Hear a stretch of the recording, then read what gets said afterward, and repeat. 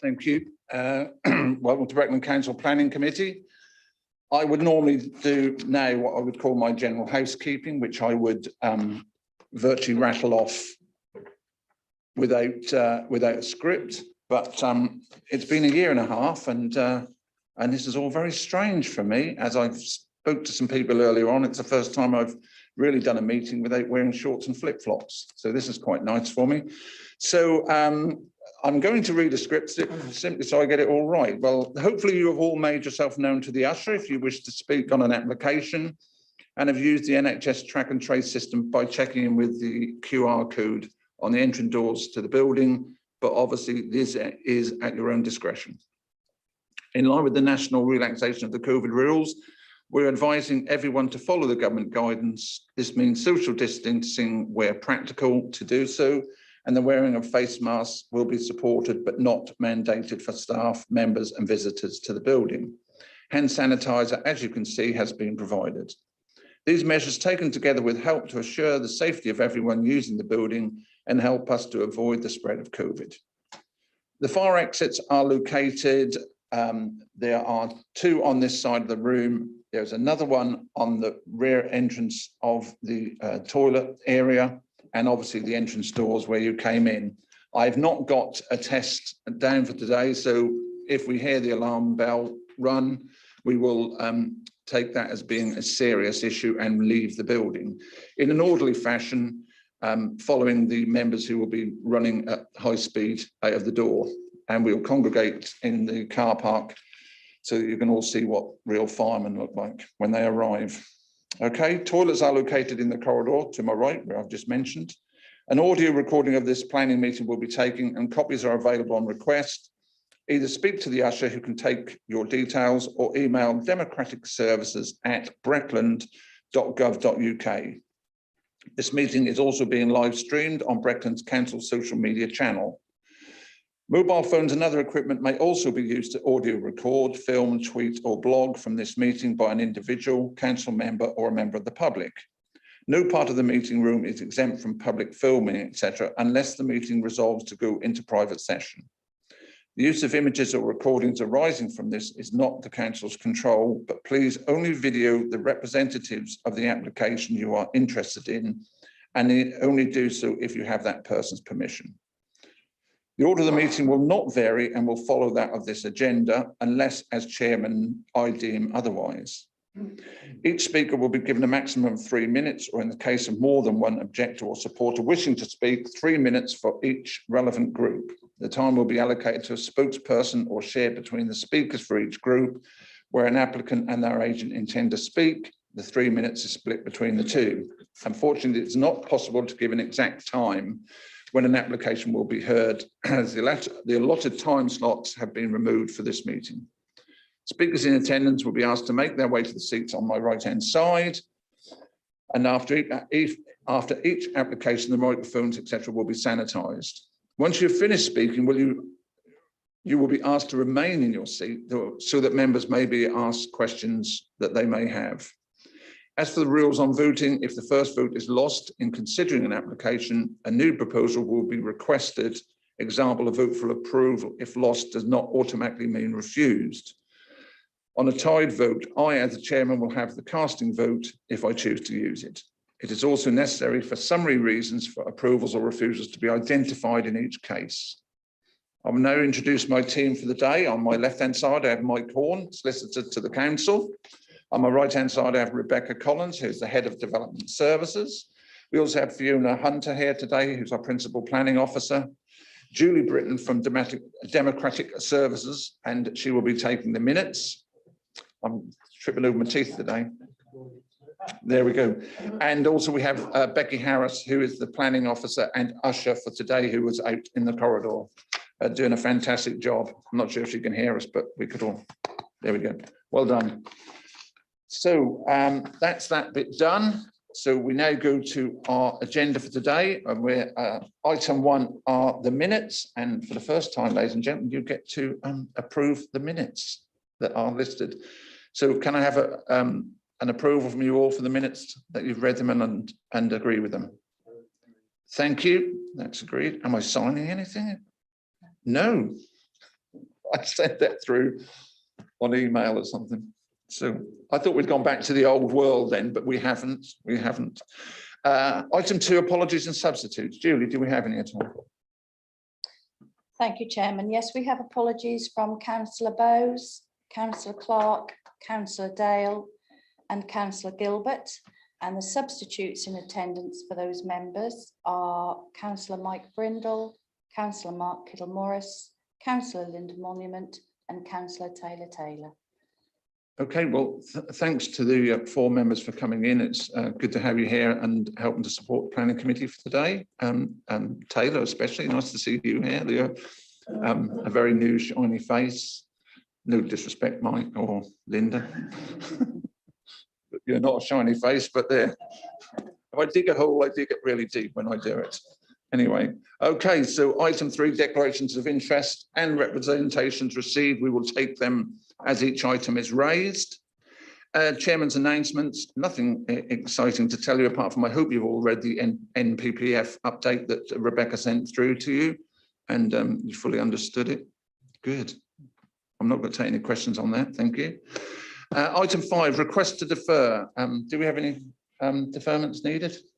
Please, Rebecca. Is it because I'm on?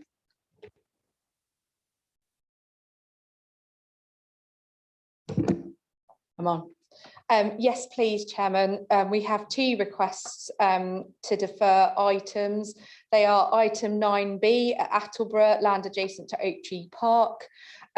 We are currently in conversations with our housing team about the housing requirements for that site, so we would like to defer the application to allow those discussions to continue. And also item 10B at Swanton Morley, land edge of Woodgate, Swanton Morley. We've had a late minute objection to that application and we would like to defer that application while we consider that objection, please. Okay, thank you very much. So not so much anyone in the room, but anyone live streaming, if you've been waiting to hear those 2 applications, you can go off and enjoy the rest of your day in the garden or wherever. So item 6, urgent business. Do we have any items of urgent business? No, none at all. So item 7, local plan update. We're not receiving one today. Thank you very much. Good. So we're going to start with item 8, the TPO on the 2021 number 4 Boys Church Road, Beatley. Are you presenting this? Yes, thanks, Rebecca. Over to you. And I also, sorry, I do have Councillor Richard Duffield. Oh, you're sitting there. Well done, Richard. And we've got Mark Jordan, who's the landowner. Mr. Jordan, are you here? Would you like to come sit over on the right-hand side, please, sir? And then we'll be ready when we finish the presentation. Okay, I'm going to turn mine off.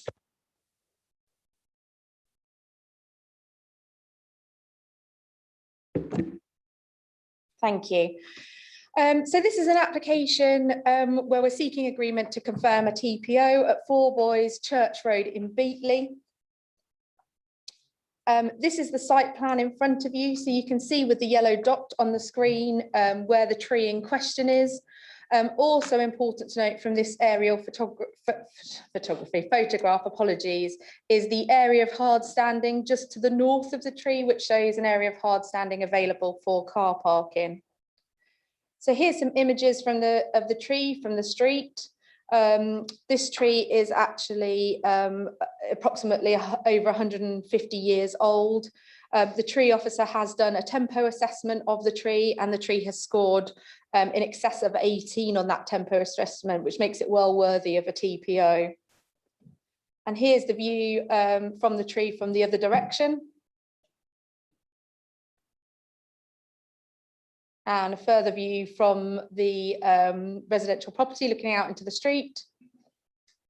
So members are aware we need to seek your agreement to confirm the TPO. With regards to the matters set out in the officer report, the TPO was not present at the time of the purchase when the apologies. The TPO was not present at the time when the house was purchased by the occupier and does sit within the grounds of a residential dwelling. The occupier of the dwelling is concerned and has raised an objection to the confirmation of the TPO on the grounds that the the tree has the potential to drop bits on cars which could be parked underneath the tree, and that's why it's relevant that I showed you the area of hard standing to the north of the tree, away from that area where cars could be parked. Like I say, the tree officer made a site visit on the 5th of May and scored the tree as well worthy of a TPO with a tempo score of 18, and also wanted it noting that the tree is in excess of 150 years old. On the 19th of May, we served a TPO, and we're now seeking your agreement to confirm that order. With relevance to the application, the parish council supports the application for a TPO on this tree in this location, but the owner does object on the basis that I've already set out. We consider as officers that the serving of the TPO agreement would maintain the amenity afforded by the tree to the street scene, and also has significant biodiversity value. It's important for members to note that work still can take place to the tree with consent from the tree officer, which would include pruning of that tree. But on this basis, we're seeking agreement to confirm this TPO. Thank you. Thank you very much. We've got Councillor Richard Duffield. Would you like to go first or last, Councillor? Last, okay, that's fine. We've got Mark Jordan, who's the landowner. Are you wishing to speak, Mr. Jordan? Yes, please. Yeah. Yes, if you'd like to just press your microphone on, it's like a little dot with two. You've got it. Well done. Hello. You have 3 minutes, sir. Okay, no problem. Sorry, I haven't done this before. Are people aware of the letter I sent in or not? Or do I need to go through that as well?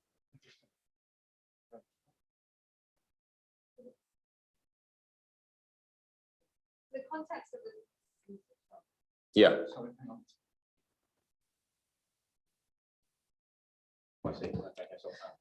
So obviously the first part of the report summarises your objections, and the letter is available on the website to read, but obviously you can use your 3 minutes to explain what you like about your letter. Okay. Hi. Yeah, so when I first viewed the house, I pulled up at the property. As always, estate agents don't show everything, they just show a pretty picture of the house. And the first thing I saw was a huge, colossal tree. It is a beautiful tree, don't get me wrong, nothing against trees, absolutely love them. The property has loads of them out the back, they're massive, they're great, but one out the front of the house is not what I wanted. So before I even opened the door, I asked the gentleman if there's a TPO on it. He assured me not. He had checked in recent weeks, only 2 weeks before, because a large section had fallen down onto the road and narrowly missed a car, caused lots of problems with neighbours clearing it up. So I did all of my due diligence. I then checked with a local tree surgeon, there's no TPO on it. I got the searches done and specifically instructed the solicitor to check there's no TPO on it, because I would not have bought that house with a TPO on. I've been searching for a property suitable for 7 years with my family. The property is completely unique and has a large natural pond and a swimming pool. You can't find another house the same without a big oak tree out the front. So I checked that that tree could definitely come down. We completed on the property, moved in, had it quoted, had it booked to take the tree down, and then COVID came in, lockdown again, so that was unable to proceed. At that point, as soon as the restrictions lifted again, I then got the guy back in, ready to book a date, and then I received a TPO 5 days later. Since then, we've made the decision we will not stay at the property with that tree there. I don't really feel as much merit in going to all the reasons why, but it isn't worried about branches falling down. It's all the zap and stuff off it. The fact that it shadows the front of the property. There's very little light coming in. There's grass out the front, which is all mossy because of the trees. The trees in the back are beautiful, but I don't want the one out the front there.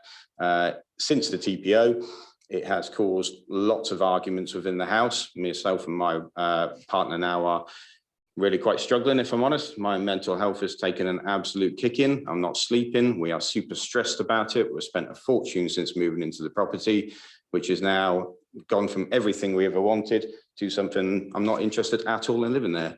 And it's just such a great shame, and I don't really know what to do. So that's why I'm here today, to say I'm happy to, I don't know what the options are. I'm happy to plant some more trees, to sponsor some trees. They're great. We go and look at the Royal Oak, etc. each year. That's lovely. But this one in my garden, I can't live with it. Thank you. Thank you very much. Okay, we've got, Councillor Duffield now, please. 3 minutes, sir. Thank you, Jim. The Parish Council asked me to put their views forward. They are very much in favour of having a TPO on the tree. Obviously, with the age and the impact visual, I feel sorry for the gentleman in that way, but when people look at properties, they have to assume that they can't always take these trees down. So although I feel sorry for him, the TPO has been asked to be put on, and the parish council would wish for that to be confirmed. Thank you. Okay, thank you very much. It's open to questions from members to either of the speakers or the officers. Councillor Chapman-Allen, please. Thank you, Chairman. Mr. Jordan, good morning. Hi. What are your cars, Mr. Jordan? Sorry? What are your cars? Sorry, I'm not sure if that's relevant. Well, it In is, respect Chairman, of? because if they are as valuable as the applicant is saying that they are, I would have thought that they would be garaged. I'm sorry, I don't see the relevance within the planning application. I understand where you're going, but it's not a planning issue. Well, I would have continued then to ask Mr. Jordan whether, if they aren't garaged, whether he would consider building cart sheds for them, because from the point of view of the parish council is saying. I do apologise, Councillor. Can I stop you there? I think Mr. Jordan made it quite clear that it was not only the cars, it was the loss of light to the front of the house, the various things dropping off onto the and making the lawn not able to grow, etc. I'll turn it into a different question. Yes, Chairman. please. Mr. Jordan, when you viewed the property and thought about buying it, and you were told that there was no TPO on this significant tree, did it not occur to you that you might make inquiries yourself as to whether or not it could be removed? Yes, I did do that. Yes, I did do that. I never believe anything which a owner of a property looking to sell it would tell me.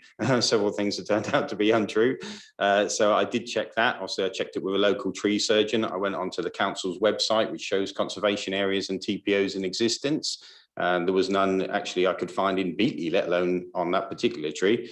And then obviously I checked with the solicitors also before making the offer. And then once again, obviously receiving the searches before actually proceeding with the purchase. Well, it's not for me to say, Mr. Jordan, because I'm neither a solicitor or a conveyancer, but I think that I personally feel that you were unsupported and badly advised in that respect, because any significant oak tree of that size will, if it hasn't already got one, will end up being protected. Thank you, Mr. Jordan. Thank you. Any more questions from members at all for Mr. Jordan or the officer? Councillor Digan. For the officer, but I don't know whether she'll be able to answer it because it's probably more for Mr. Coggles. You said that it could be pruned, but how much would it be? Anything significant, or would it just be generally a little bit of things? Because sometimes, obviously, trees can be pruned, and a lot of the light factor might go because of the pruning. But would this be actually relevant in this case?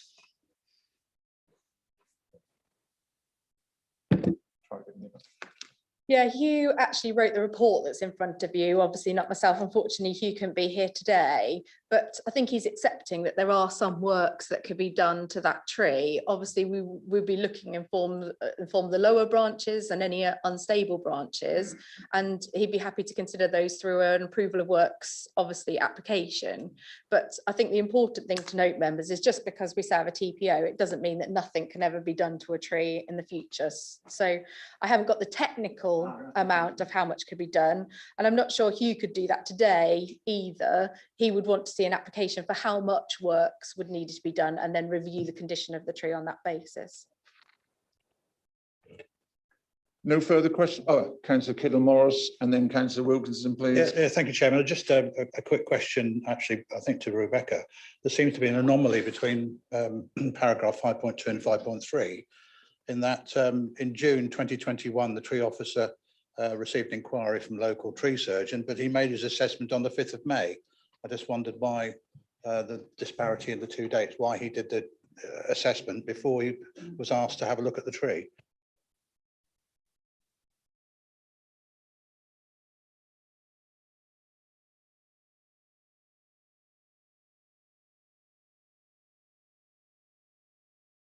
Unfortunately, we can't answer that query because he's not here. So, and he has a very good reason for not being here today.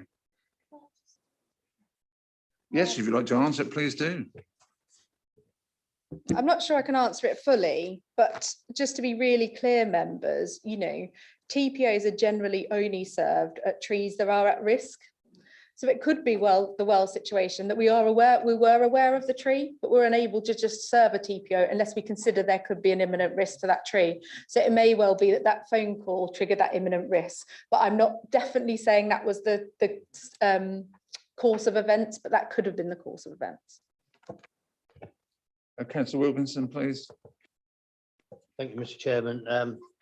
Morning, Mr. Jordan. Would you be happy if there was any work done on it? Is there anything you consider you'd be happy with done to keep the tree in situ? I can't remember the word, Mr. Chairman, but there's a thing where you can chop it out and leave the piece here. I can't remember what that's called. They do some work on it. I think it's called pollarding, but I'm not sure if you can pollard an oak tree. Yeah, I think there's one been done in a. I think the basis of where we're at. But would you? The question is. I think you'll find, Councillor Wilkinson, that the canopy will virtually stay. It's just some of the lower branches it could be trimmed slightly, but I don't think it's going to be a major trim. So I don't think it's going to help the applicant within that. But by all means, you can answer, Mr. Jordan, if you wish. General consensus, talking to all of the adjacent properties to me, the neighbours are all quite concerned by the lack of maintenance to the tree. It is huge, and certainly in everyone's opinion, including the tree surgeon, needs reducing. No one's saying it's ill and going to fall over and die and kill anyone or anything like that. It's just a case of it's got out of control. It's very close to power lines and phone lines and things as well, and obviously it does span right over the road. So the neighbours would all like it reduced. When I spoke to them, they're not objecting to it actually coming down because they have some concerns about such a huge tree as well. But for me, I suppose the honest answer is no, it won't affect anything for me. We will. I don't expect people to buy into a sob story, but I say I'm quite happy to look at alternatives of doing things with other trees to support it. But for us, it completely takes away the viability of that house. We do not want to live there anymore. Unless the tree can be removed, which I think is really sad. And I just think it's grossly unfair. If it'd be 3 years after I moved in, no problem. But a few weeks after I move in and I already had it due to come down, I think is just completely so unethical. Thank you. Okay, thank you. Any further questions? No. Councillor Chapman-Allen. Thank you, Chairman. Rebecca, do you have any written dispositions, is that the right word? From the neighbours saying that they are concerned about it? Because if you don't, it's supposition. Thank you. Okay, thank you very much. Councillor Brindle. Thank you, Mr. Chairman. Probably a legal question. If the tree order is confirmed, TPO is confirmed, and then a branch were to fall onto a car and damage it, would Breckland Council be liable in any way? No.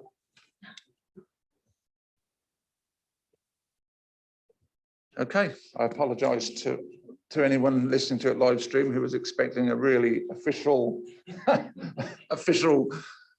run of words, but no is the answer, and that's all you're getting. Thank you very much. No further questions? Okay, I'm going to go to the vote on this item. So, in regards to Bootley TPO 2021 number 4, your officer's recommendation is that we approve the TPO on this tree. Could I have show of hands for approval of the TPO, please? Are you voting, Councillor Wilkinson, or? I'm not going with TPO. Oh, I do apologise. I thought you were misled with that. So, yes, can I just have a show of hands, nice and clear, please? And those against the recommendation? 3. Okay, then this item is approved. Thank you for your time, sir. Thank you, councillor, for attending as well. Can I just ask one question on here? It's not necessarily about that. Is it definitely my tree? It's on your property, so I would think it was under your care and attention. I'll ask. It's not relevant to the plan, but I will ask our solicitor just to answer. 3/4 outside of my boundary. I think that is for your conveyancers probably to advise you on. Okay, thank you for that. Thank you, sir. Yes, please. Can you appeal to GPR? If he writes to you, Uh, we'll explain the process. Yeah, if you contact Mr. Coggles, then he'll give you the relevant information that you require. Okay, thank you very much. Thanks for that. Just a few minutes while we just sanitize the area. Sorry about this. We are going to move on to item 9A, which is at Watton, which is 3PL 2021 0032/F, and that's land north of Norwich Road. So we'll keep you a sec. I'll then ask the various people to come and sit.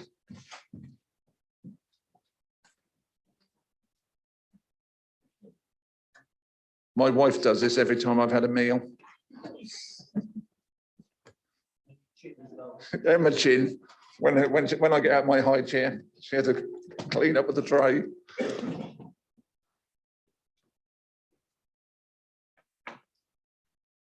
Are we okay? Thank you. So could we have Councillor Tina Cadell, please, who's the ward rep.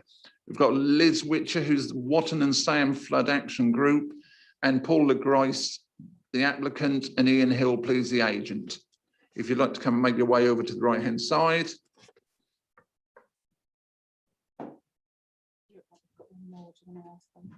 Oh.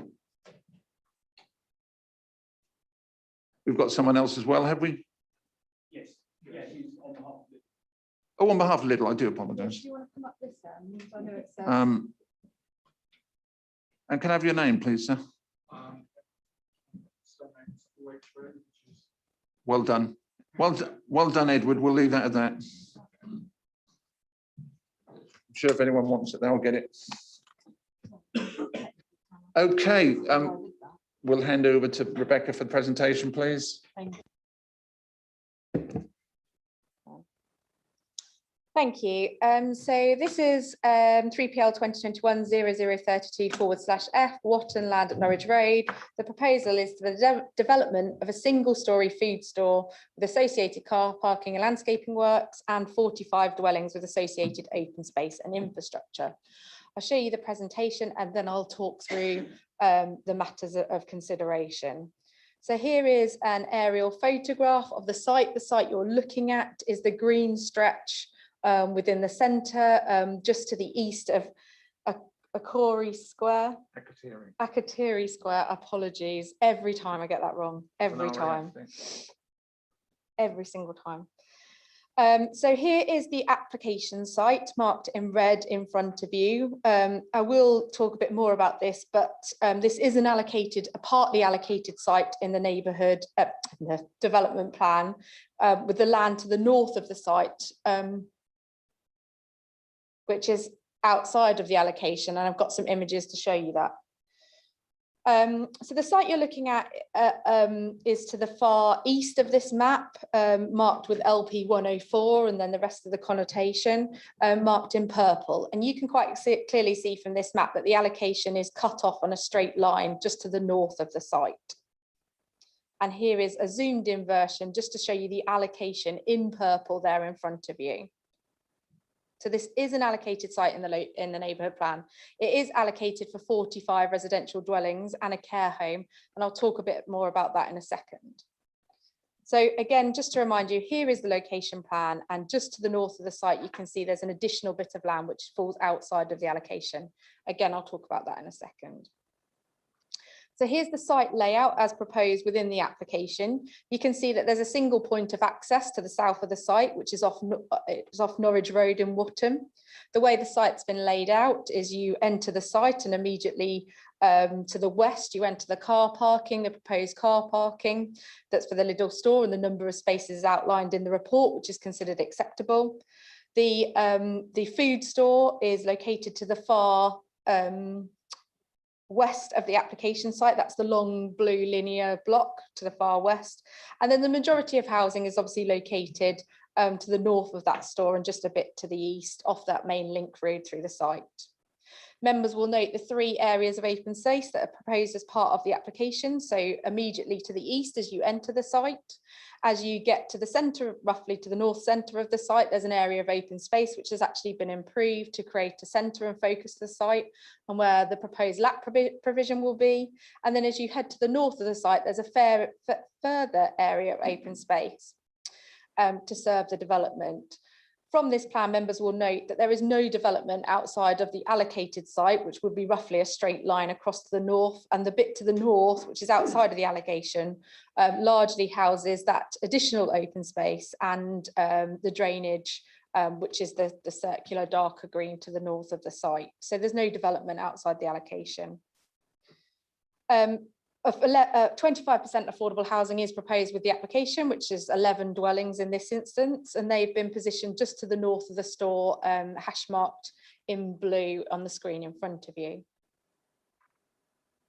Just for members, relevance when I come to talk about the considerations in a bit more detail. This is the proximity of the site to the existing Tesco's food store, which is in Watton. That is the only offer of food store in Watton currently.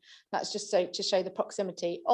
Obviously, Tesco's marks the entrance to the town centre as well, so you can see the distance to the town centre, and that Norwich Road is a direct walk into Watton town centre. So with regards to the residential development, we do have some elevations and floor plans just showing you an example of the types of dwellings that you'll see across the site. They're largely to comprise of red brick, but there is some cladding and white render proposed across the site as well.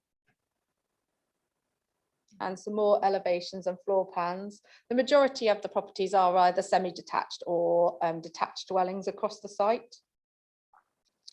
And then the store floor plan for the food store is shown in front of you.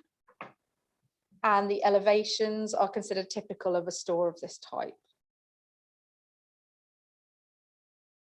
And we've just got some site images for you of the site. So here's the site from Norwich Road. Members will note just to the east, the existing industrial employment site that is there, and the buildings just you can just see to the left.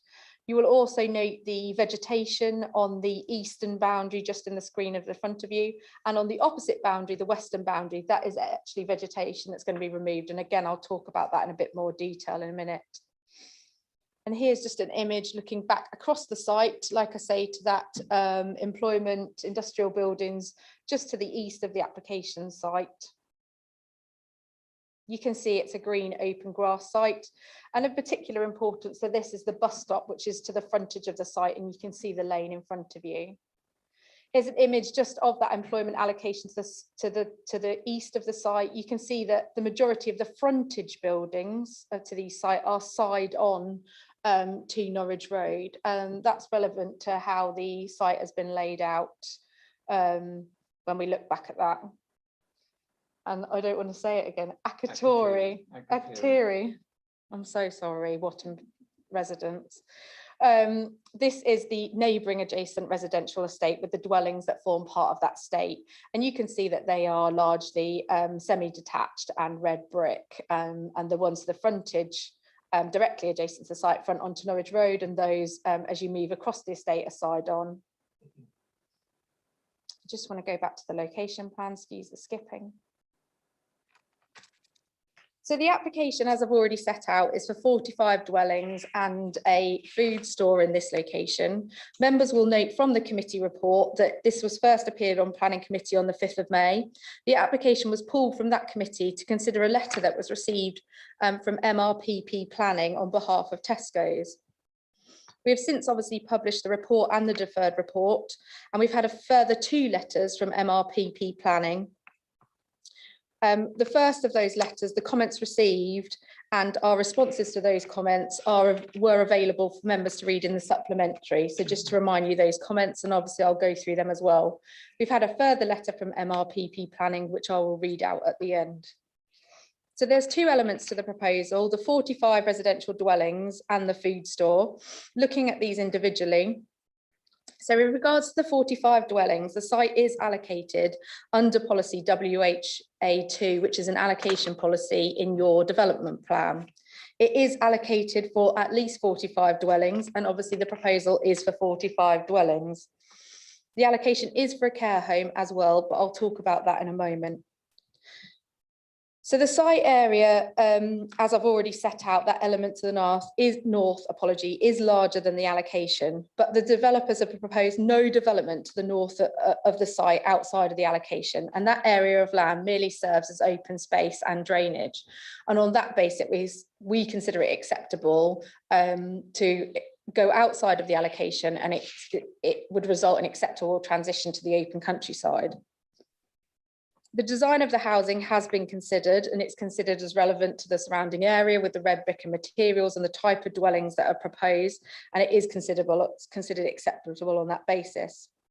There's been no statutory objections to the proposal, and I'll detail them in a bit more detail, but members will note from the officer report that the parish council have raised concerns with the application, where they think the number of houses is excessive with the proposed store as well. And they've also raised some concerns about the impact on amenity, again, which I'll discuss in a minute.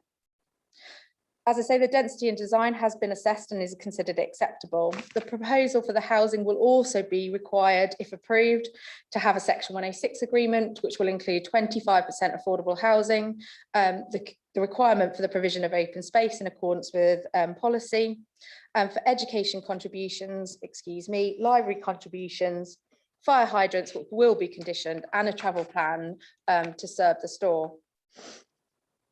With regards to the specific layout of the proposals, the open space, as I mentioned before, is in 3 parcels and has been redesigned on the advice of officers and is now considered to accord with policy ENV04. And it will in fact exceed the terms of ENV04 in terms of play space by 640 square metres. And obviously this includes the land outside of the allocation. There's no outdoor sport proposed with the application, and this is due to the size of the site, and no usable space could be accommodated within a site of this size. We've assessed this with regards to policy ENV04, and as there's no affordable schemes been identified with regards to outdoor sports, in conversation with Watton Parish Council, therefore this is not a requirement of policy ENV04 to be in compliance with that policy, and therefore we haven't required outdoor sport with this application. With regards to heritage, there is a listed building to the north of the site, and this is approximately 120 metres away. The applicants have submitted a heritage impact assessment with their proposals, and the historic building officer has considered the impact on the setting of the significance of Rockall's Hall in his considerations of the application. He's also considered the impact on the outbuildings associated with Rockall's Hall, including the RAF buildings. In his consideration and in the historic environment assessment, they've noted the existence of the existing development and the impact that's had on the setting of the listed building and its outbuildings. And any impact is considered less than substantial harm in accordance with Section 16 of the MPPS. And we consider as officers that any less than substantial harm on the listed building or the outbuildings is outweighed by public benefit. And that public benefit is in terms of the provision of 45 dwellings and of the store in itself, which is heavily supported during our consultation. With regards to archaeology, this will be covered by an appropriate condition in the event that application was to gain approval, apologies. With regards to affordable housing, I have touched on this point already, but 11 affordable housing will be delivered as part of the scheme. That is 25% affordable housing in accordance with our policy.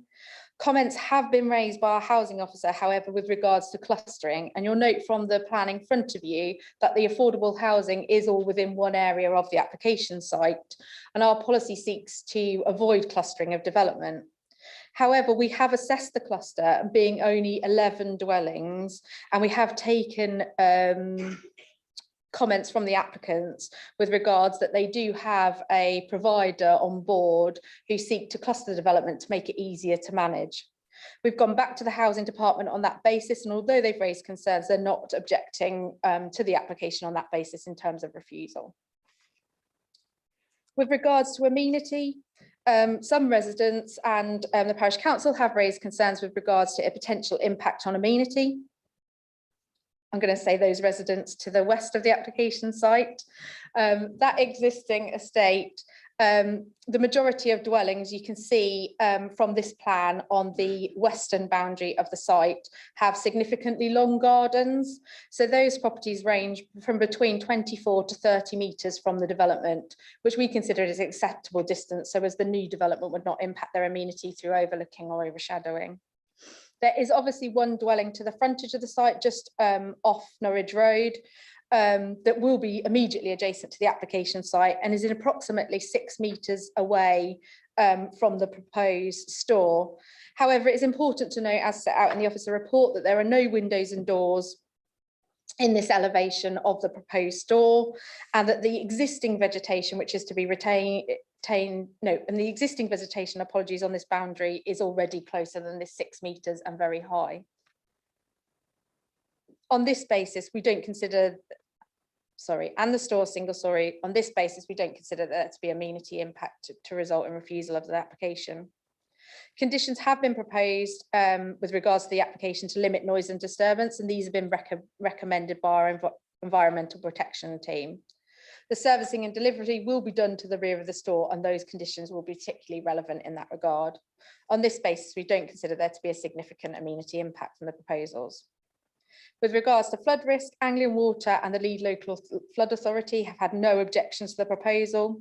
The drainage group have raised comments, but where material planning considerations have been raised, conditions have been proposed that would address those material considerations. With regards to ecology, the preliminary ecology appraisal submitted confirmed that it's not necessary for a HRA assessment to be undertaken in this instance. The western boundary vegetation is to be removed, and conditions will be applied on that basis, whereby there will be a programme for mitigation which will need to be submitted and approved, and a native hedgerow along this boundary has been proposed to address the concerns raised by the ecologist and the tree officer, and neither parties have any further objections to the application. Just with regards to those trees on the western boundary, they are a category B group to the western boundary, which are to be removed as part of this application. However, there are TPO trees within that group which are to be retained, and 29 trees are to be replanted across the site. On this basis, the tree officer raises no objection subject to conditions. So moving on to the second element, to the housing, which we consider to be the food store. We think that there are two elements to accepting a food store in this location and for members to consider. Those two elements are the retail impact of the store being a out of town location for a store. And I showed you the image of the distance between the stores. And also the second element is the loss of the care home allocation as part of the WHA2 policy. So taking these in turn, with regards to the retail impact, the council have commissioned the independent advice of Nexus in response to the Rapley submission made on behalf of the applicants, Ables, and the MRPP comments that were received raising concerns with this. With regard to the independent assessment that we commissioned on Nexus, Nexus concluded with regards to the sequential test that there was no sites available or suitable to accommodate this proposed development either within the centre or on the edge of centre. And they also looked at the impact of the proposals on Watton town centre. And although they concluded that the impact of the existing provision is likely to be significantly higher than Rapley's state in their submission on behalf of Ables, they do not consider that the impact on the town centre, its vitality and viability, to be significantly adverse. A further letter from MRPP, which Nexus has been asked to respond to, has also been received, and this is set out in your supplementary. MRPP raised concerns about that we've taken into consideration the fact that Nexus has said the proposals are unlikely to result in Tesco's in the town closing. Nexus have set out that there's no evidence of this, that the proposals, if we approved a store in this location, would result in Tesco's closing. And they do consider that it is a consideration, and they've set out in the supplementary the relevant appeal where the inspector took this into account. Nexus also go on to say that residents would still visit the centres for other goods and do combined stores, given if we approve the store in this location. MRPP also raised a concern about the linkages with the town centre. If people were to visit this new store out of the town centre, would they still use the existing Watton town centre?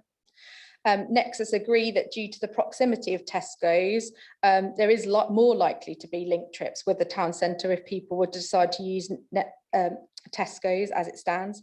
However, they do not consider that the potential loss of link trips and expenditure would be at a significant level, and they still consider that people will continue to use Watton Centre for the services it provides.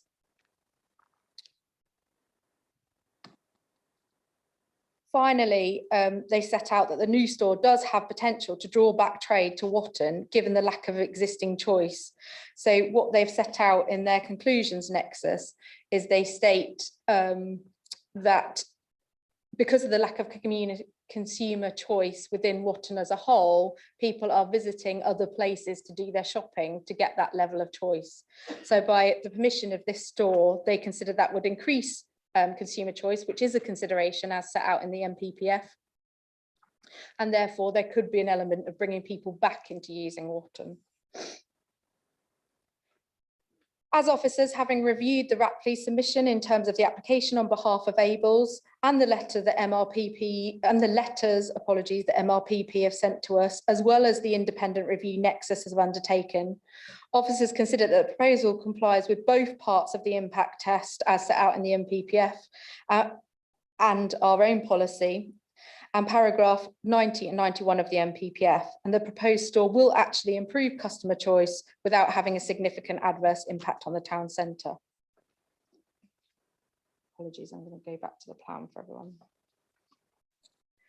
Moving on, as I've already set out on a number of occasions, policy WHA2 does include an allocation for a 60-bed care home, which obviously, if this proposal was to go ahead in the form shown in front of you, it would be difficult, it would be impossible to deliver the care home as well as what's shown on the screen in front of you.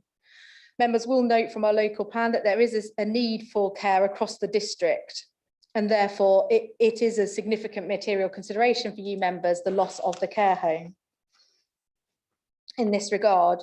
However, you will note from the officer's report that we have clearly set out the assessment of section 38.6 and the MPPF, which requires you to consider development in accordance with the development plan unless material considerations indicate otherwise. So in this regard, we have set out in the report that we do consider that the proposal is contrary to policy WHA2 of the development plan with regards to the care home would not be delivered if this came forward. In our opinion, the other material considerations which members need to take into consideration are as follows. So the local plan also sets out that there is a need to deliver convenience retail and food retail in your town centres policy. That need has been quantified in the officer report. Obviously, the need is 514 square metres of convenience retail, and this proposed store will actually deliver over 1,200 square metres. So there is an over delivery there of convenience retail. However, based on this Nexus information, they've assessed the impact. We've done the previous section. I've told you about the impact in terms of the sequential test and the impact on retail, and we consider that impact to be acceptable in accordance with Nexus's findings and those taking into consideration the contents of the Rapleys and the MRPP letter. And on that basis, we do think that it is a material consideration to take into account that there is a need and this store has the ability to provide that need, albeit it will be an over provision. Members, it's also important for you to note, and we do think it's material, that there is a policy in the local plan, policy HOW 9, which seeks to deliver specialist housing. Any applications across the district can be considered accordance with that policy, and you are able therefore to permit care homes in other locations despite the loss in this location. We do think it's material consideration that there has been 136 letters of support received to the application. That is to the, just to be really clear, members, that is to the food store. There has been letters of concern that are raised about the residential, and they are clearly set out in your report. Also, as set out in the supplementary, the applicants have done some work with regards to the demand for a care home in this location. They have contacted 4 care home providers. This is set out in your report. All have confirmed there's no demand for a store. Sorry, apologies. No demand for a care home in this location at that time. We consider this to be a material consideration, albeit with limited weight. And finally, members, we would ask you to look at paragraph 122 of the MPPF, or we have looked at what paragraph 122 of the MPPF for you. And just to be really clear, members, paragraph 122 of the MPPF says that planning policies and decisions need to reflect changes in the demand for land. They should be informed by regular reviews of both the land and the allocation for development in the plans. Where the local planning authority considers there to be no reasonable prospect of an application coming forward for the use allocated in the plan, and then it skips on to B, in the interim, prior to updating the plan, applications for alternative uses on the land should be supported, and where the proposed area would contribute to meeting an unmet need for development in that area. You will note from the officer report and supplementary, we've set out, as you're already aware, that there is a requirement in the local plan to do an early review of that plan. And obviously members will be aware the MPPF obviously requires us to review local plans within 5 years also. So the early review of the plan would be by November 22 and the whole plan by November 2024, where the council could take an opportunity to seek alternatives for care home sites. We think this is also a significant material consideration in the determination of the application. So as per the previous application, apologies, as per this application, we have taken that test of section 38.6 in the MPPF. We have looked at it. We have set out quite clearly in the officer report that the store element and not providing the care home would be contrary to policy WHA2 of your local plan, which does require a 60-bed care home. It would be contrary to that. But considering all those other material planning considerations that I've set out, on balance, on a balance of planning judgment, we have recommended this one for approval. Following the publishing of the committee report, and that supplementary report, yesterday we've received a further letter from MRPP Planning, which I'd like to read out verbatim for members. We have been provided with Nexus response to our recent letter on behalf of our client Tesco Stores Limit, who trade from the anchor store to Watton Town Centre. We highlight the following matters that members ought to have drawn to their attention. Nexus confirm that the impacts from the proposal will be much greater than the applicants have assessed. Our review also confirmed that it's likely that the level of diversion estimated by Rapley's to be taken from the store in particular has been underestimated, and the resultant impact on the store and the wider town centre will be higher in practice. Members should nevertheless be reminded that the assessment of impact on a town centre is a matter of judgment. It is Nexus's professional judgment that the impact would not be significant. Whilst on the one hand, Nexus have found this to be higher than the applicants asserts, Nexus also find that this may be short of a level to justify refusal. Members can make their own judgment. Nexus rely on Watton Town Centre's future health, post-granting planning permission to the proposal being dependent on the propensity of shoppers to continue to visit the centre to meet their wider day-to-day needs, to visit a pharmacy, a bank, a hairdresser, a estate agent, and visiting a cafe or restaurant. This does not suggest a future basis for Watton to have a diverse and healthy centre. Nexus confirmed that the local plan's floor space requirement for convenience floor space in Watton is set out to be 514 square metres, which we acknowledge is below the level of floor space proposed at the application site. We trust the foregoing comments are helpful to members. Obviously, members, it is a matter for you to consider the application in front of you, and it is, we consider to be a matter of planning judgment, where we have recommended approval, taking into consideration the non-compliance with policy WH2 and the other material planning considerations as required to do so when assessing a planning application. Obviously, members, it is in your gift to make an alternative decision to what is recommended in the officer report. However, us as officers have undertaken that planning balance, and we have recommended this one for approval. Thank you very much. Yeah, thanks, Rebecca, for a precise and informative presentation. That was very good. I hope you're all listening. Good. Now I have our speakers. I've got Councillor Cadell. Would you like to go first or last? Thank you, Chair. I'd like to go last, thanks. Thank you. Okay. We've got Liz Witcher, please, of Watton and Sayham Flood Action Group. Does Sayham not have Tony on the word, or? Not this time. Not this time. No, I used to live in Sayham, Tony, but now it's Sayham. You have 3 minutes, please. The group appreciate that Paul Grice and Dan Piper of Able Homes worked with us to explain their drainage strategy, taking time to answer our naive questions about real concerns on behalf of residents. We understand that no more surface water will be discharged into the ditch from the attenuation pond than happens naturally now. We are all hoping and praying that the replacement of the culvert under the road will reduce the flooding at this point, as the ditch has to also take surface water from nearby properties and the road. The group are working with the LLFA, Highways and Anglian Water to identify the parts of Watton most at risk of flooding, and Watton Green is one of these. We understand very well why, but I don't have the time to explain that here. We're working to identify sites for natural flood management measures, both in Watton and Sayham Tony. The LLFA project officer was very clear that the field where the attenuation pond will be is a natural flow path for water making its way to the Watton Brook. So we make a plea to Able Homes not to put any solid structures in that field at any point in the future. And I think Rebecca referred to that too. In addition, our observations are that an old land drain was breached during some digging and water started pooling in the area. We ask that such structures, there may be others in the field, are reinstated, as we think our predecessors understood very well how to drain the landscape.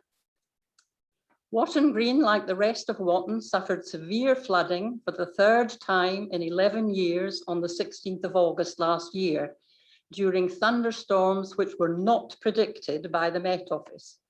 A YouTube video recently released by Dan Holley of the UEA explains why. In addition, the rainfall from that day is now officially the wettest August day for the whole of the UK ever. The path of the storms was only 5 miles wide, and if they had hit Attleborough or Thetford, the impact could have been even worse.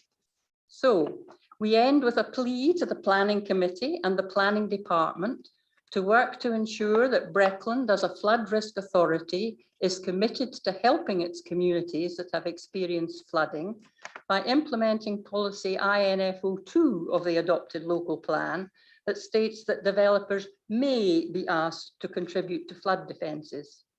As the most suitable defence in many areas of the district is natural flood management, which is not as costly as solid structures and could significantly help flood risk in communities, this does not seem an unreasonable request.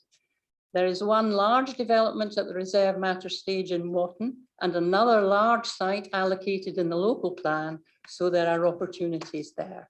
Thank you. Thank you very much. That's 8 seconds you owe me on another occasion. I allowed you to run over because I don't like to disturb ladies when they're talking. Mr. LeGrice, you've got 3 of you there, and I'll be with you in a sec. And I want to know who wishes to speak or who wants to answer questions. Would you like 1.5 minutes each? No, I won't even take 1.5 minutes. That's fine. Just 1 sec. Okay, at the end. No, okay. Just one moment, Mr. De Grois. I'm going to have Rebecca Collins to reinitiate something, please. Apologies, everyone. I don't think I was extremely clear to you as members about what your how you undertake the assessment of this application. So if I could have another go, I'd really appreciate it. So just to be clear, with specific regard to the loss of the care home, this is contrary to the requirements of policy WHA2, which has been given significant weight in the planning balance and therefore weighs significantly against the granting of planning permission. However, in considering the other material considerations that I've discussed at length, as required by paragraph 2 of the MPPF and section 38(6) of the Planning Compulsory Act, the proposals benefit, as identified above, are considered to outweigh non-compliance with policy of WHA2 of the development plan. When considering the development plan as a whole, together with the other material considerations, the determination of this application is a matter, apologies, I've done it again. Apologies. So as officers, we've said to you that the proposal doesn't comply with policy WHA2 of the development plan, but it is up to you members to consider the development plan as a whole. So we are saying to you as officers, when considering the development plan as a whole, the proposal is in compliance with the development plan, apart from the loss of the care home element of policy WHA2, and when taking that planning judgment, considering all the material planning considerations. Yes, please. Mr. Horn. Thank you, Rebecca, I think that's clear, but I want to take a few steps back, if I may. What your officers and what you have to do as the start to the process is identify all potential policies that could apply. 1 to 50, 1 to 100, how many of them there are, you need to consider them all. You list them out, you assess them. You then also consider material considerations. And what you end up with is a whole melting pot of things that are for, things that are against. Life is inevitably shades of grey. Here, what we are saying is that there is clearly a breach of policy WHA2. The allocation is lost. There can be no argument that there is a breach of that policy. But what your officers are saying is that having weighed up all the other policies that could apply, when you take the planning balance as a whole, their view is that there is overall compliance with the development plan, despite the fact that this allocation is lost, and despite the fact that policy WHA2 is clearly not being followed here. That is a planning judgment, and that is why you are here, because you are entitled to disagree with your officers on that matter. But that also is why your officers are here, because they advise that in their professional judgment, there is overall compliance with the development plan. Then what they are saying, having looked at all the material considerations which are listed in the papers, is that the material considerations, plus, in their opinion, the overall compliance with the development plan, results in their recommendation of approval. But that is a planning balance for you to resolve on today. Thank you. If anyone wants more clarity to come within their questions, I'll take that when we do questions, please. I'm going to hand over to you, Mr. Le Grois, and I'll be watching my clock. Thank you. Thank you. Good morning. For those of you that do not know me, I'm Paul Le Grois, Managing Director of Able Homes. Alongside me have Ian Hill from Bidwells, who's our agent, and Edward Urecki from Rapley's, who acts on behalf of Lidl. We're delighted to be bringing forward this application to you today alongside Lidl, and subject to approval, we'll be looking to deliver the scheme as soon as possible. Ian will now say a few words in relation to our application, but both myself, Ian and Edward will be pleased to answer any questions you may have thereafter. Thank you. Thanks, Paul, and thank you for the opportunity to speak today. Your office has provided a very comprehensive report as well as a very comprehensive presentation today. Accordingly, I'm not going to repeat many of the points that have already been covered. However, I would just like to highlight a few points about the approach adopted by my client and the scheme, which, if permitted, will enable the delivery of much needed housing, including policy compliant affordable housing on an allocated development site, in addition to the provision of retail floor space, which is a clear unmet need. Whilst Able Homes originally intended to bring forward a scheme that included a care home, it's evident that, notwithstanding the site's allocation, there is no demand from care operators in this location.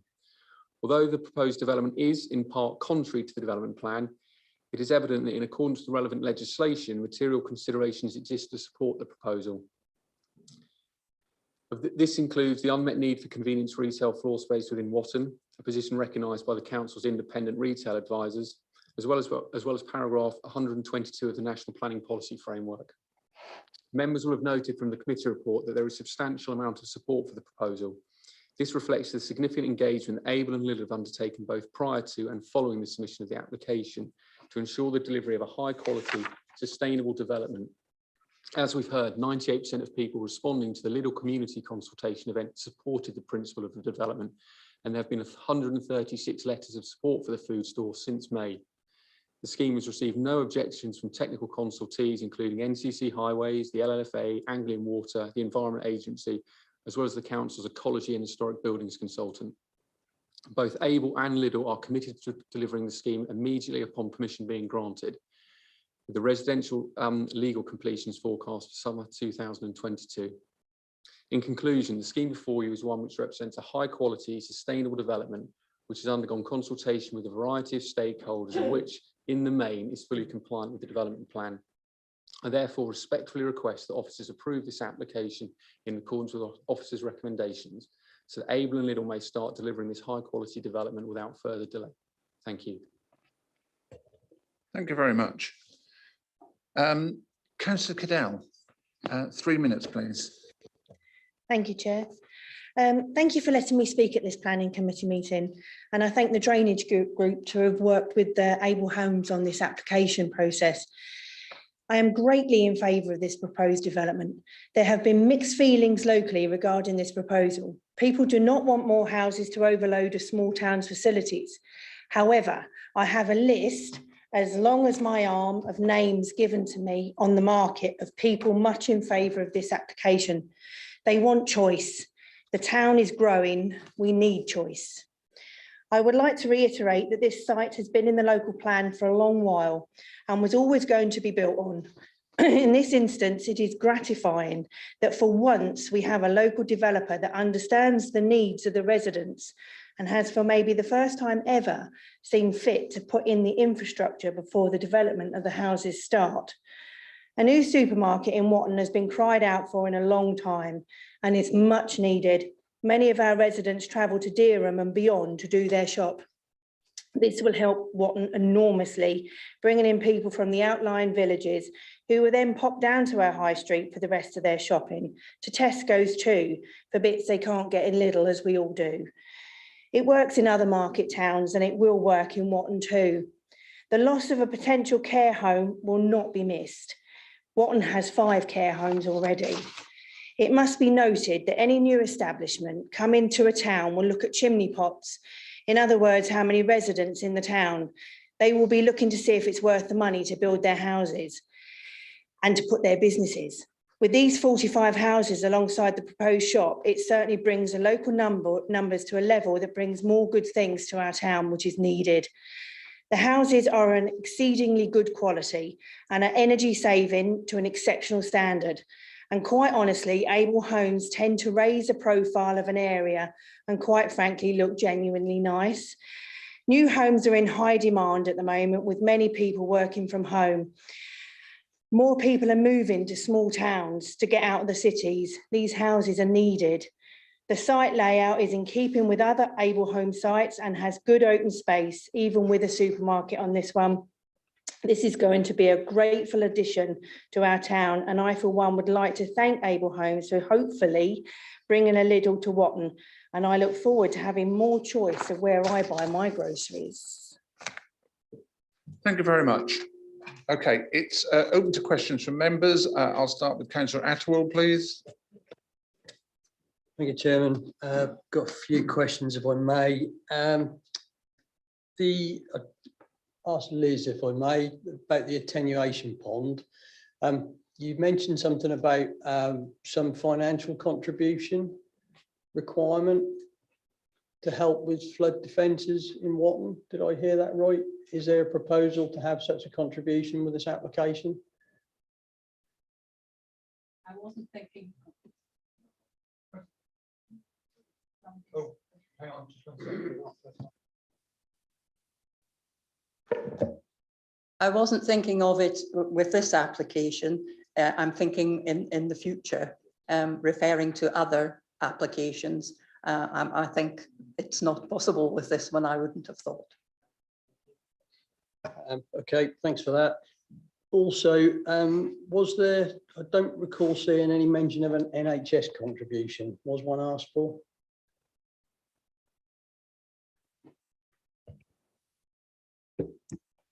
The NHS are only consulted on applications over 50 dwellings or more, and that's their requirement, not ours. And could you just bring up the plan again of the actual supermarket, please? Just the layout plan.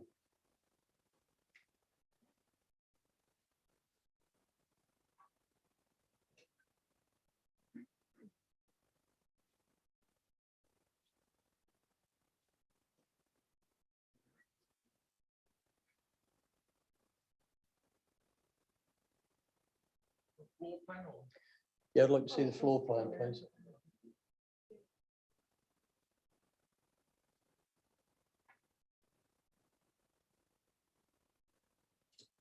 Okay, so in terms of the neighbouring properties, has consideration been given to the noise coming from the chiller units on the supermarket and the positioning of those? Is that something that we need to condition, or are they actually shown on the drawing? You did say that environmental health were happy, but I just want to make sure, because they will be running 24/7, which could be a nuisance for the neighbouring properties.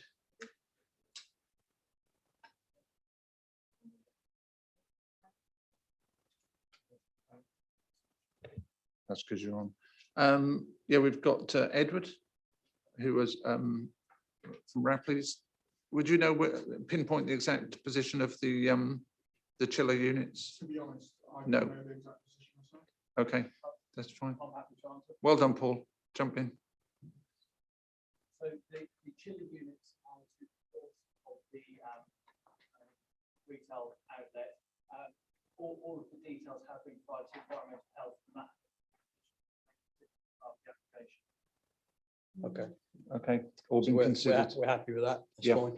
And the only thing I really wanted just to say about this application, I worked on the refurbishment of the MOD houses on Akrotiri Road, which is the name taken after an RAF base in Cyprus, I believe. I worked on that about 25 years ago, and that end of the town then there really wasn't much down there, to be honest. There was the MOD houses, the old RAF Watton site. And when you go down there now, there are hundreds and hundreds of brand new houses being built. I think most of that is actually classed as car brick now. Tina can probably fill me in on that. And there are hundreds of new houses down there. And what they need is they need amenities.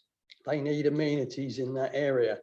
I'm quite happy to forego a 60-bed care home because I can see that this is going to help many, many more people, particularly in that local area. I take on board what Tesco say, but they say that in every town. And I fully support the application.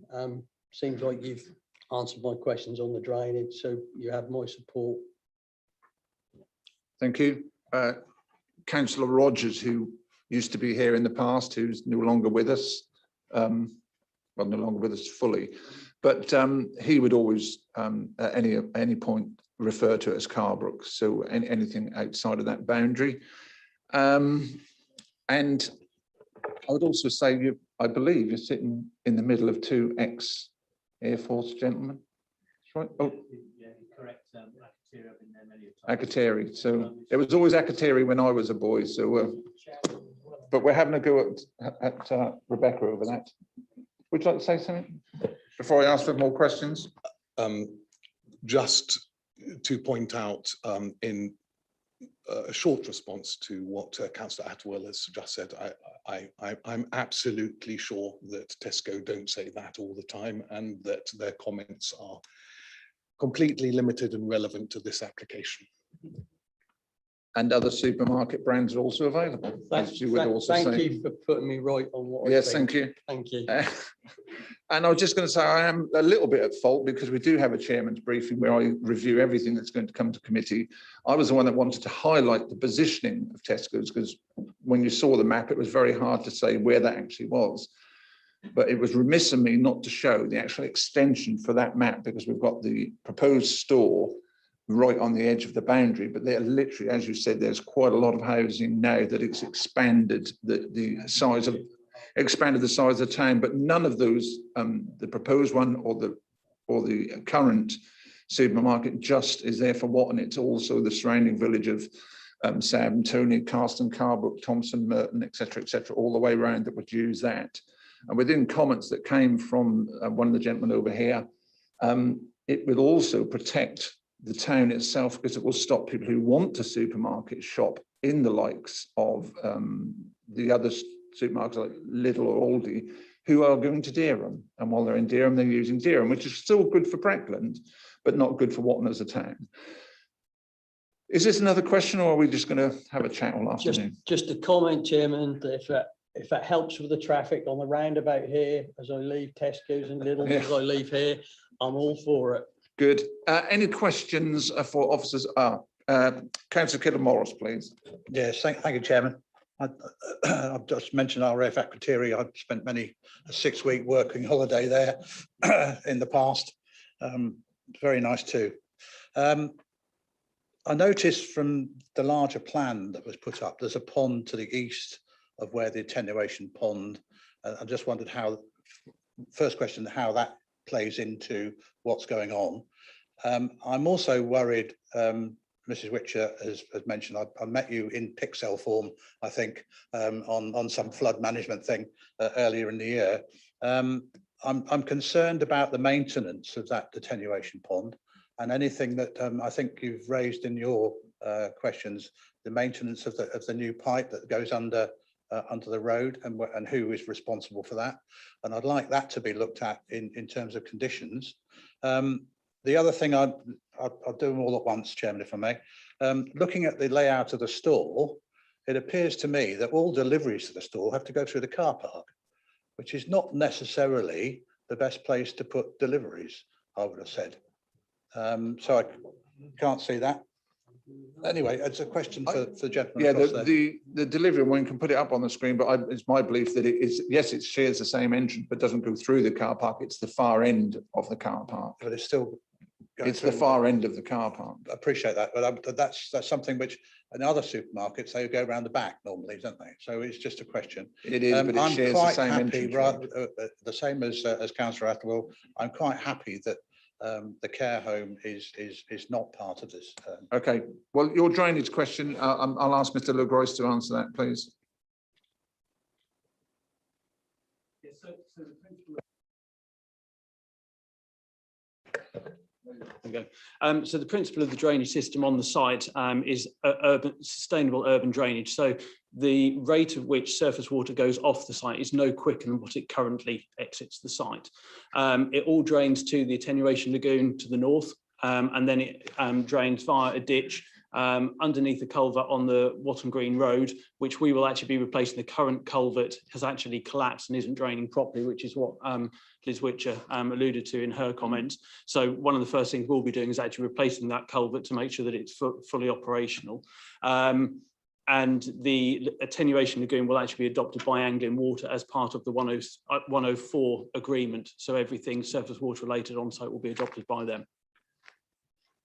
Okay, thank you very much. Any further questions? I've got Councillor Monument, then Councillor Crane.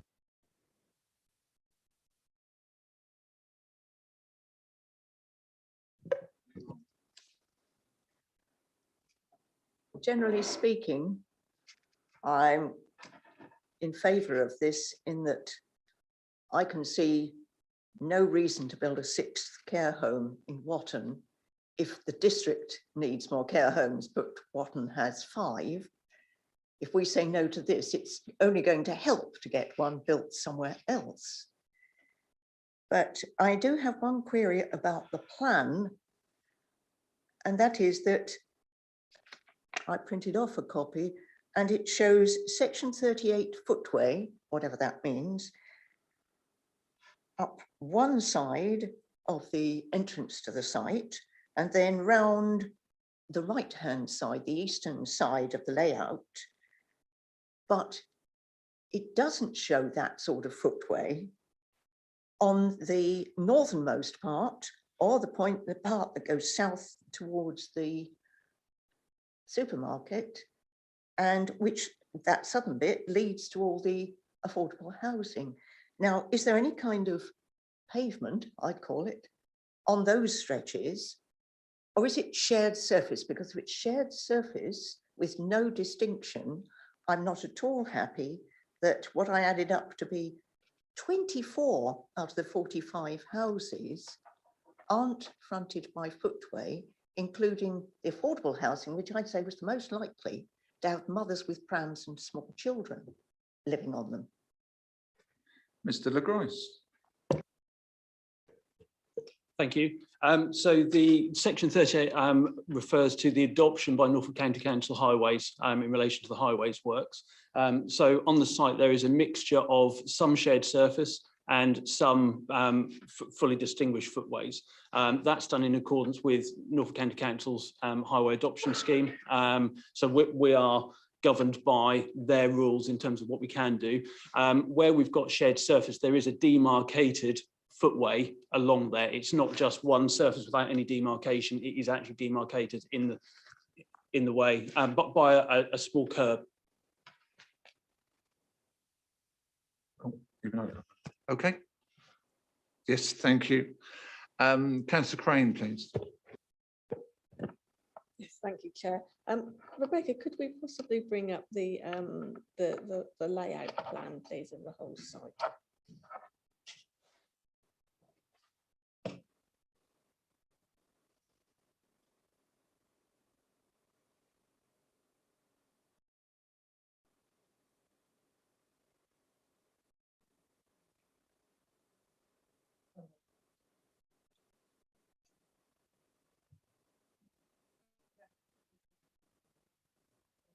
Well, I'll start my question anyway whilst you're doing that.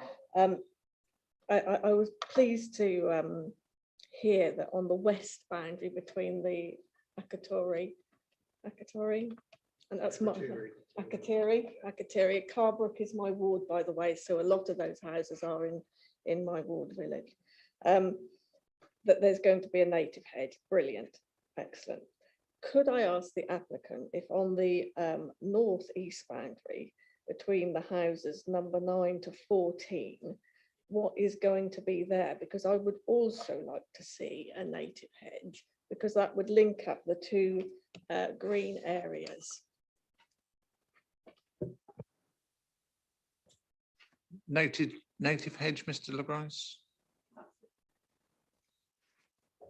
Yes, so I'm just trying to identify plot 9 to 14.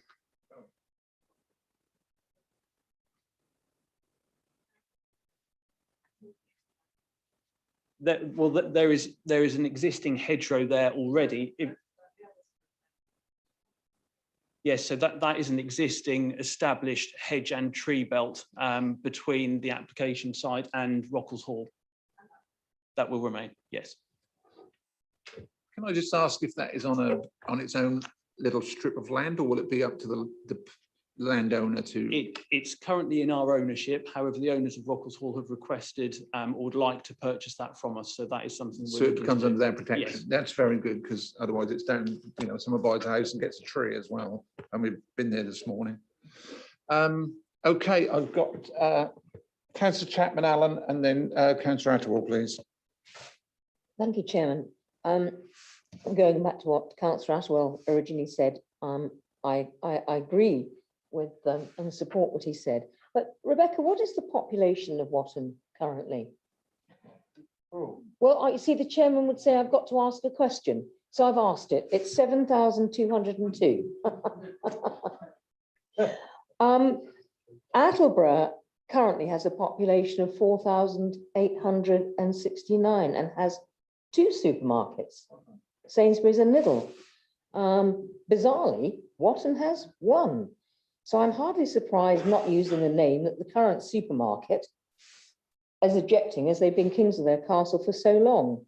But as the Nexus report, whose view is that the supermarket would not close as a result of the proposal, I'm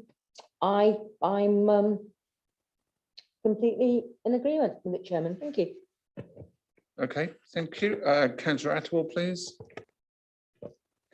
Thank you. Just following from Councillor Chapman Allen, I think, could somebody tell me what the population of Carrbrook is?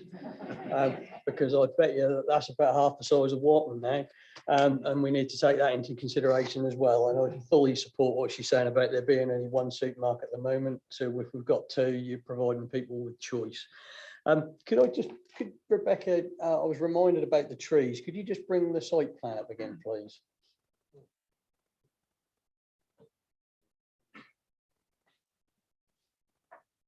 That's it. So on the western boundary, the northwest boundary there, what will be the boundary feature between the existing properties and the new properties? You did say that there was going to be some retained trees which have got TPOs. Looking at the photographs at the moment, there's quite extensive trees and hedging, etc. Is the plan to keep any of that hedging, or will that just be like close bordered fence all the way along there? It would seem a shame if we're getting rid of hedgerow, if there is any. Now I'll turn off. So as part of the tree officer comments and the ecology comments, they wanted a replacement hedgerow on that boundary. So the existing tree and its height will be removed, and then they want a more species rich hedgerow. And we've got a boundary treatments condition on to cover that off.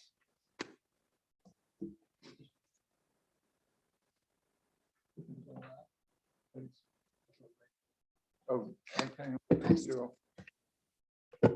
Yeah, so that's great. If we're going to have the hedge, is there anything in the conditions so that that hedgerow is retained in subsequent title of the properties?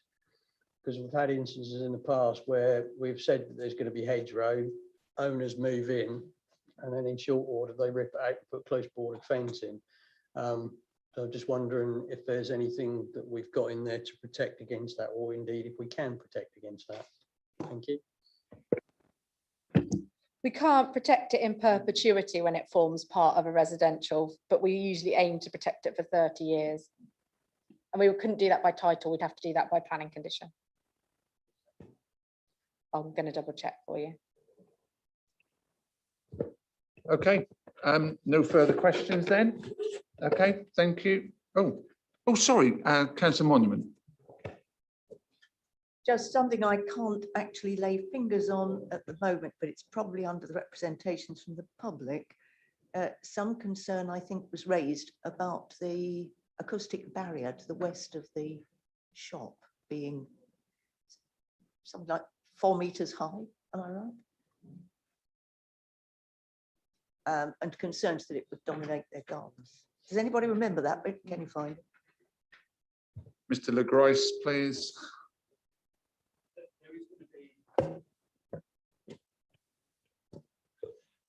there is going to be an acoustic barrier between the existing housing and the superstore, obviously to protect the amenity value. That is some way lower than the existing tree line that's there, which is some very old conifers that are, I would say, probably 7-8 meters high, and actually some in pretty poor state. So yes, that is the case. Okay, thank you for that. Councillor Attawell. Consulting with my learned friend here, Mr. Kilmorris. Can we just come back to the deliveries question again? And this is probably a question for Edward. The delivery lorries, do they come in outside of opening hours, or do they come in at all times of the day?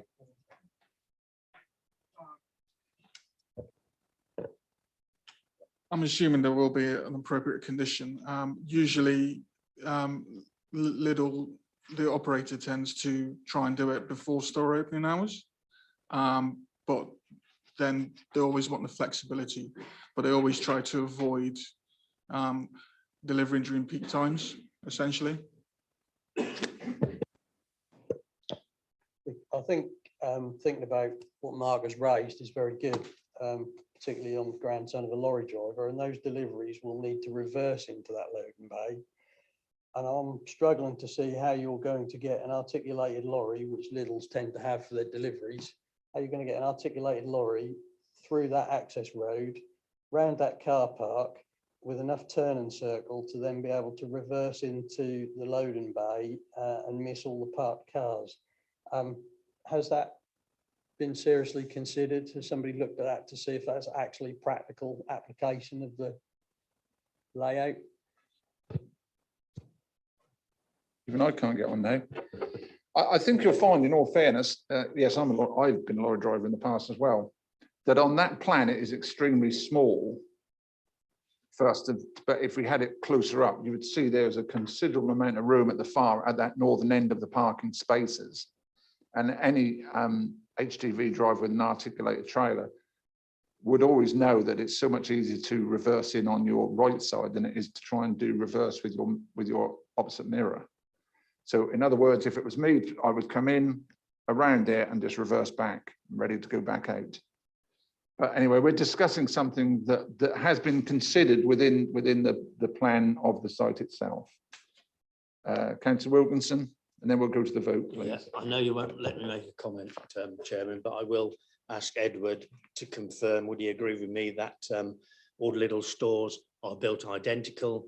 I know the ones in Kings Lynn with housing around them, and I have seen lorry drivers come in during the day, reverse, like the chairman said, quite easily. So if this is going to echo all your other stores, then there's going to be no problems as I can see it. Yes, that's exactly right. It's